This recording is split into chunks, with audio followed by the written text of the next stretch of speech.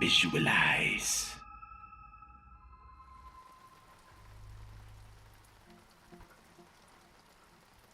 Olive hated the 11th floor. She hated the 10th too, for that matter. The top 2 levels of the hotel that she'd recently started working for had apparently been closed down for years. Management never gave a straight answer as to why, though everyone had their theories. Some said it was structural issues. Others murmured about ghosts. But Olive figured it was simpler than that. Old rooms don't rent, and an 11-storey hotel, nobody wants to hike to the top. That's what she told herself anyway. But late at night, when she passed the key rack and saw the little numbered hooks for rooms that hadn't been used in decades, she always got a cold feeling. She didn't believe in ghosts. Not really. But there was something off about those floors. Even during the day, the air felt stale, like the rooms were holding their breath. But this one night, she'd found out why. Can you grab the safe key? Amy, the other receptionist, asked her around 2 a.m. The manager's left it in his office. Olive didn't have to ask where the office was. Top floor, end of the hall. She'd had her interview there and wasn't thrilled about visiting it for the first time. She hesitated. But what about the spare? Not here, Amy said, not looking up from a screen. Olive sighed, grabbed her flashlight and headed for the elevator. She was halfway there when Amy called out, "Don't forget, the lift doesn't go past 9. The ride up was uneventful. The ding of the elevator as it reached the 9th floor was almost cheerful, but when the doors slid open, it felt like a different world. The stairwell to the 10th and 11th floors wasn't exactly in bad shape, but it had that look old places get when they're neglected for years. Dust hung thick on the railings and the paint peeled like dried skin. Her footsteps echoed in the tight space as she climbed. And by the time she reached the door to the 11th floor, she was sweating, not from exertion, but from nerves. She pushed the door open and was greeted by complete darkness.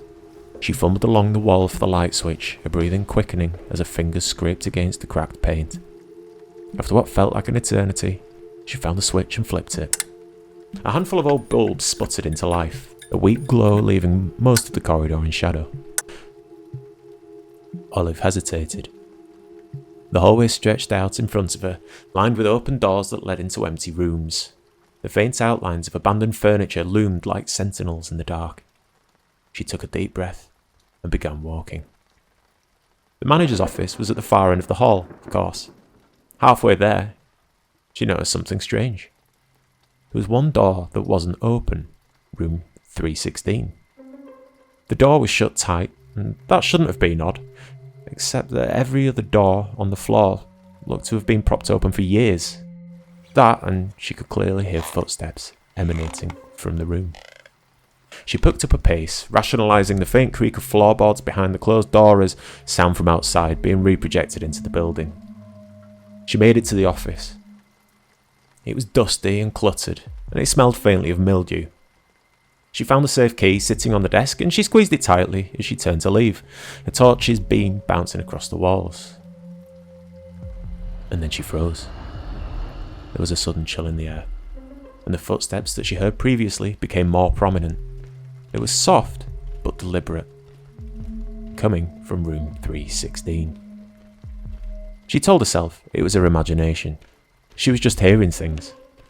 But as she approached the room again, she couldn't stop her feet from slowing. The door was still closed and the footsteps weren't stopping. Olive knew better. She'd read enough ghost stories, watched enough horror movies to know what not to do. But curiosity is a funny thing. She reached for the door handle, her hand shaking, and with a click she found it was locked. The footsteps from the other side of the door stopped pacing. She held her breath, the tension now palpable. Before she could pull her hand away, the footsteps started up again. They were louder this time, heavy, and coming straight toward her. Her paralysis broke. She dropped the key and turned to run, not caring about anything other than her own safety. She practically flew down the stairs, a torch beam swinging wildly through the dark. And when she burst into the lobby, Amy looked up, startled. Olive didn't say anything at first. She was still in shock and was struggling to process what had just happened. "Are you okay?" Amy asked. Olive told her everything that had just happened in as much detail as she could muster, while Amy listened quietly, her expression growing darker by the second. When Olive finally finished, Amy nodded, looking unsurprised. Yeah, she said softly. That's why they shut those floors down. After the murder in 316, guests started seeing and hearing things. Nobody wanted to stay up there anymore. Olive quit that night. She wasn't sure she really believed in the paranormal, but she knew better than to put her beliefs to the test. That wasn't quite the end of the story. The next morning she got a call from a manager. Olive, He said, his voice a little uneasy. you didn't take the safe key, did you? No, she replied. Sorry, no, I dropped it outside of room 316. The conversation ended with that, and Olive thought nothing more of it until she received yet another call from her ex-colleague Amy just a few hours later. So, the safe key wasn't where you said it was. Said Amy. We found it though. It was in the bathtub in room 316. The tub was full of dirty water. Did you do this? Olive's silence told Amy everything she needed to know. Olive still to this day gets chills thinking about that night. Not because of what she saw, but because of what she didn't. What was in that room? And why did it let her go?